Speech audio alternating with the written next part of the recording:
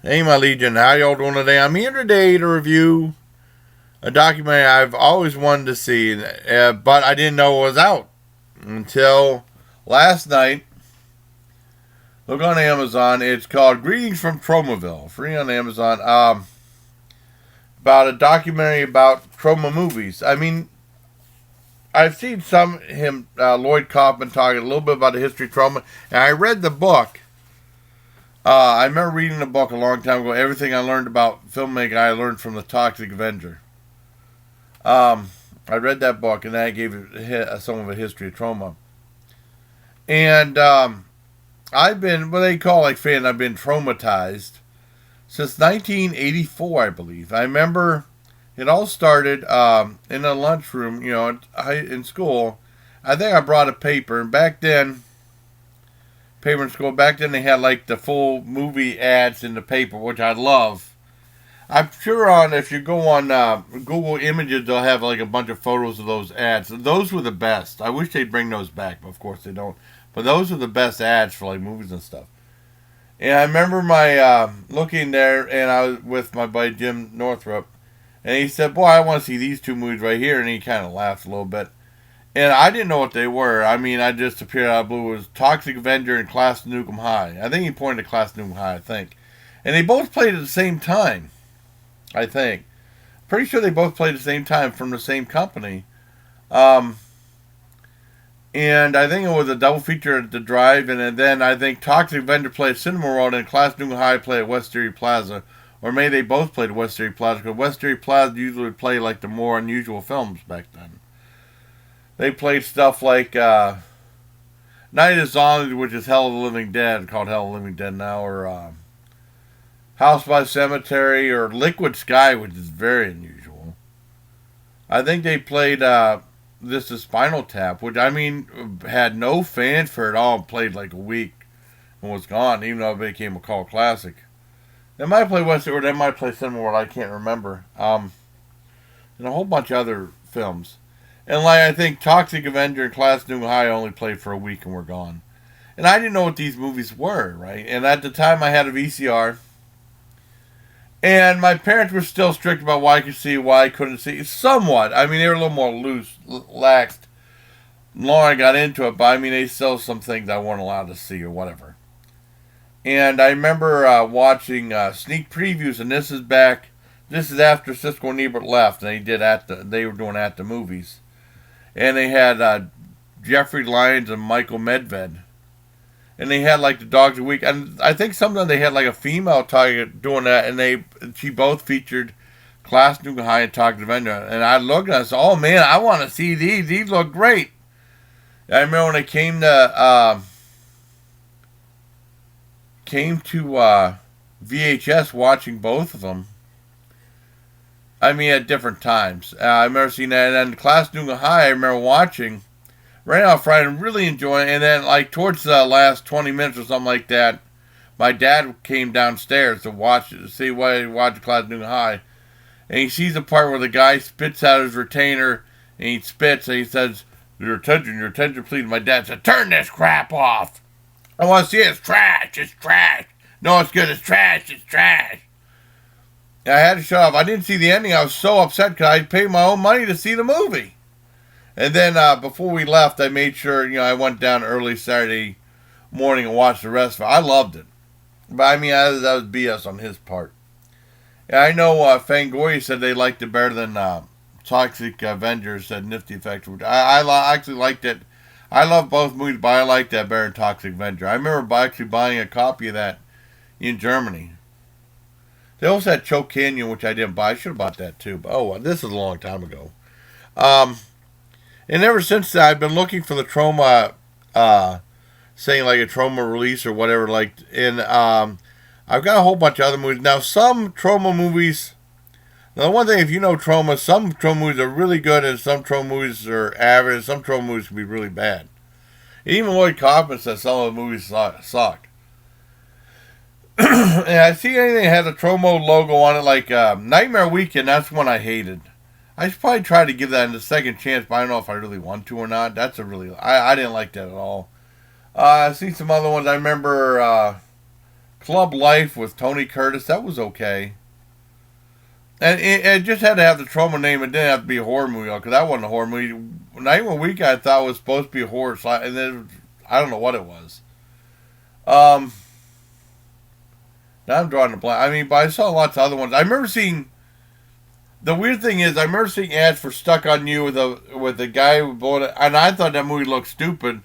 Then years later, I found it was a Troma movie. I ended up renting it, watching with Dad, and loving it.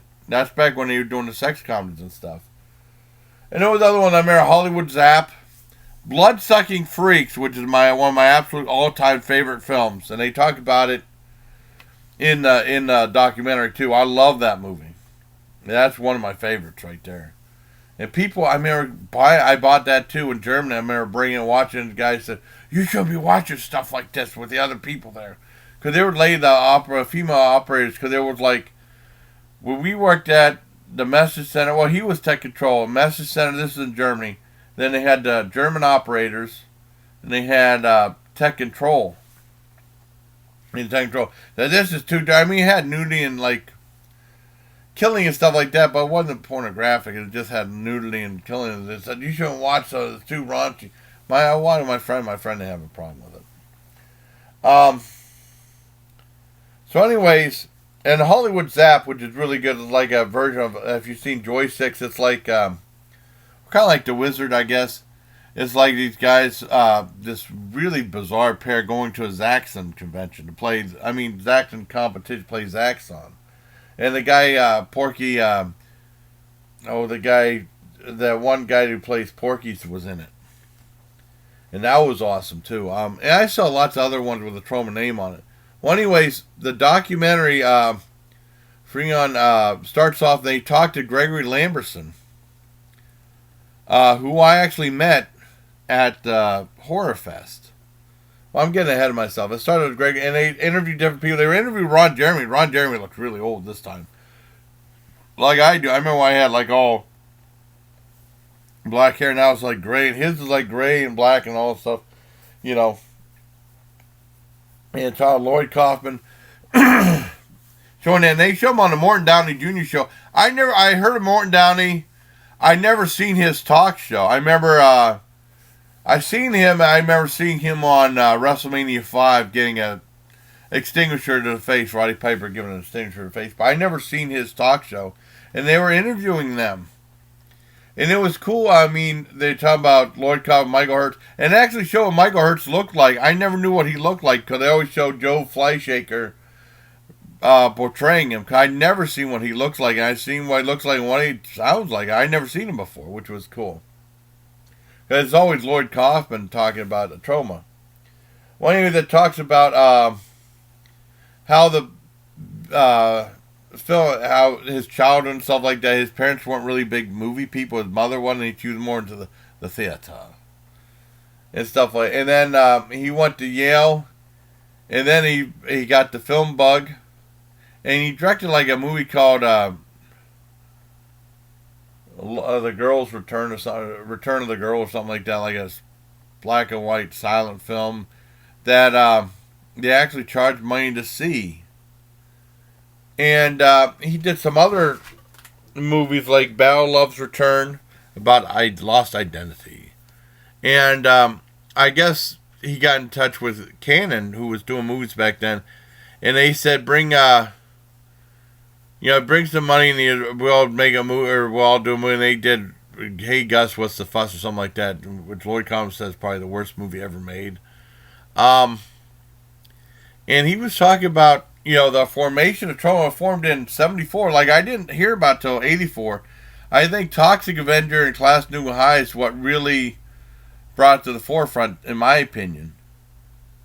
But I mean, they talk about Rocky. He had a small part in Rocky. He was involved with some other movies. I didn't know he was involved with Silent Night, Bloody Night, which is a great horror film for anyone who hasn't seen it. I remember seeing Elvira and not buying it. It's a public domain movie, I think. It has some scary parts. I really liked the movie. It's really good. Then he talks about like sex comedies, like they did Squeeze Play, The Baseball, which I saw, Waitress. Like I said, Stuck on You, which I didn't see till you in the first turn on, which I'd never seen. And then they said this is like before Porky's came out. And then Lloyd Kaufman was saying like, the film company the bigger films started making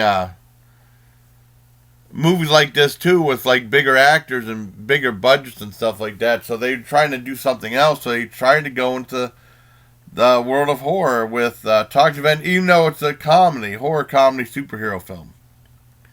There we go. And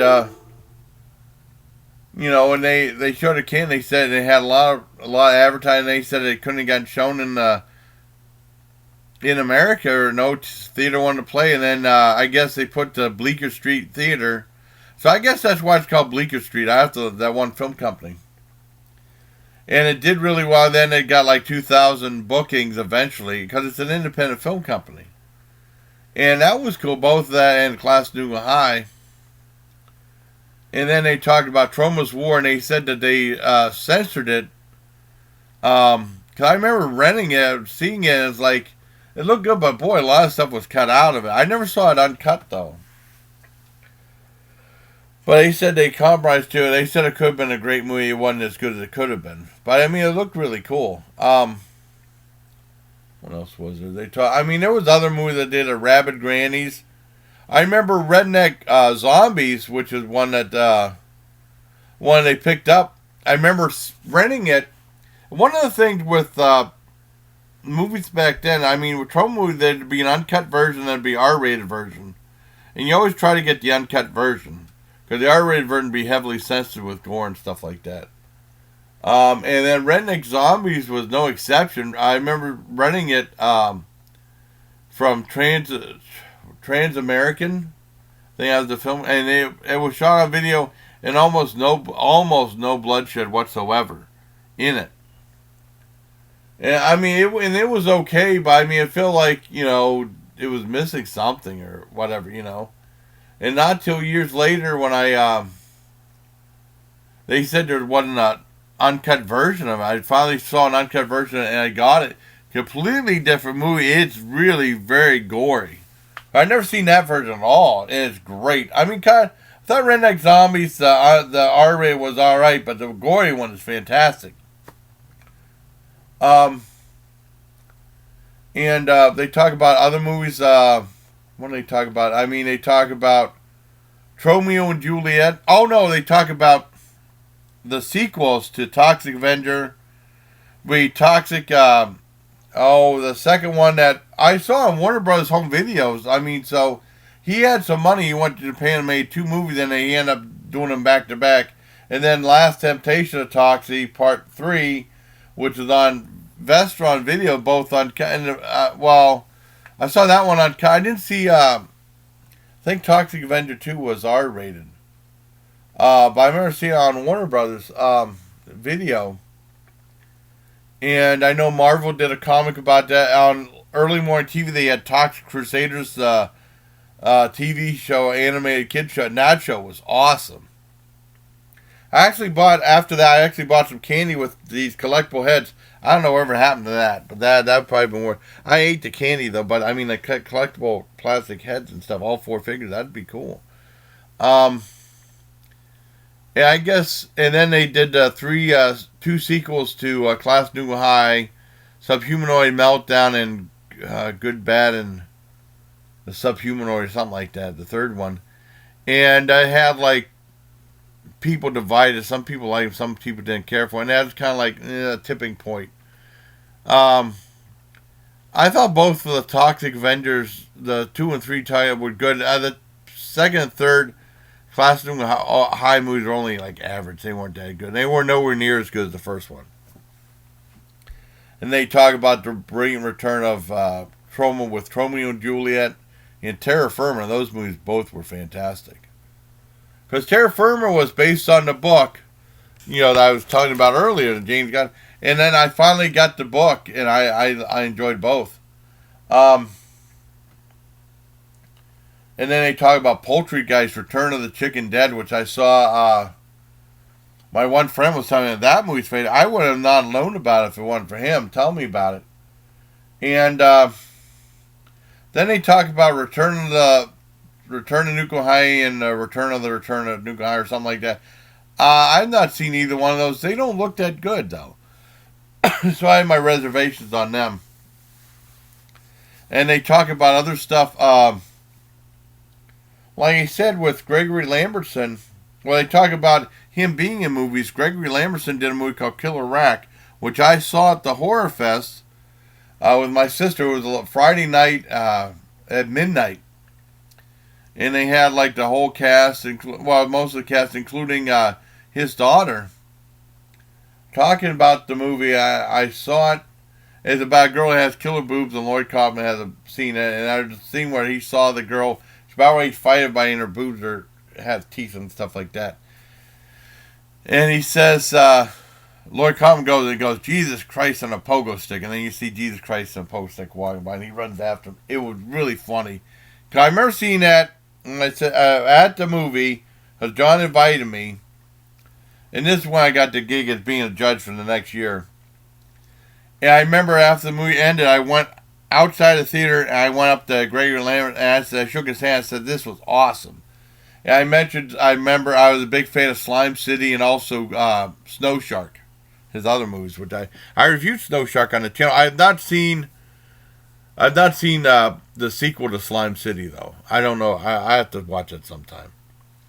And they talk about Blood-Sucking Freaks, which is one of my favorite movies. They talk about getting in trouble with the MPAA over that movie. Because, it's pretty out there and pretty gruesome and stuff like that. It's like a 90-minute movie, and they had to cut it down to get R rating from the MPAA. They cut it down to 54 minutes to get R rating. And I guess they played it in theaters uncut. The uncut version, not the R-rated version. It says R-rated on there. I guess the big story was some angry mother took her 5-year-old kid. Why would you take a 5-year-old to see a movie called Blood-Sucking Freaks? To the theater and was appalled that they showed the uncut version or something like that. And I guess they got in trouble with the MPA over that, saying that it violated their trademark because the R rating is their trademark. And they used it on there when they showed a movie that was completely uncut. And Lloyd was saying this movie should never been made. I love that movie. And he said that they would probably want to pick up a movie like that today because it's so misogynistic. But I love the movie. It's one of my favorites. They talk about some other movie they picked up. Like I said, Redneck Zombie. I talked about that. I'm surprised they didn't talk about Combat Shock. That movie's awesome. I'm really surprised they didn't talk about that. That's a Troma movie. What are some other ones they talked about? Oh, the Cannibal the Musical, which is fantastic. And they said Trey Parker and Matt Stone didn't have enough money to help finance it, and they helped finish the movie with them. There's some other ones. Oh, Surf Nazis Must Die, which I thought was going to be better than what it was, and it's okay. It's a good movie. And they talk about them at convention and people finding out about their movies and stuff, like a new generation and stuff. And they talk about Troma Dance, how that came about. They said how snooty the people from Sundance were. And that was pretty much the documentary. I loved it. I give it a 10 out of 10. It's a long movie. It was 2 hours and 10 minutes. And I saw it in between. I went to Pink's Live, and that was a lot of fun. I was on that for a while. What else was there? Like I said, Gregory Lambertson and stuff like that. The Troma movies, remember Troma's War? They said it came out Media Home Entertainment with 2 versions, the R-rated version and uncut version. I could never find the uncut version, so I didn't see it till years later. What else was there? That was pretty much it. And then they had something with the online Comic-Con. And they talked about... they had an interview with Lloyd Kaufman on there, and they said they're trying to get... I guess they have a streaming service now, and they said there was supposed to be a movie called Mutant Blast. Well, they said there's one theater in California used to show their movies all the time, and then with the COVID thing, they don't now. And they're talking about movie Mutant Blast that they're helping put out there. And then they talked about a movie called hashtag Shakespeare Shitstorm, which he said might be their last movie. I don't know if he said it in jest or not, but maybe they have it coming across on tough time. I mean, it's probably getting really tough for them to make, I mean, movies, weird, wild movies like that, you know what I mean? So I don't know. I don't know what's going to happen, but I love the movie. I give it a 10 out of 10. Trying to think of something else I was going to say. So I'm going to remember when I stopped the video. That's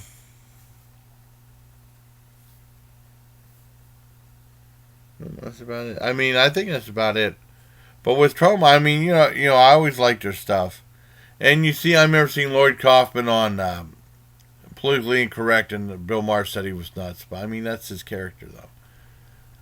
But I mean, it's really a fascinating movie. If you want to learn about Troma, if you're a fan of Troma like I do, I think you'll really like it. So I mean, I think that was it. It's not snowing out, is it? Seems like I'm forgetting something, but I don't think I am. That's about it. So I'm friends with him on Facebook too. He said he doesn't do a whole lot on Facebook. So I hope you like this video. Bye. Till next time, please take care of my legion. Get traumatized.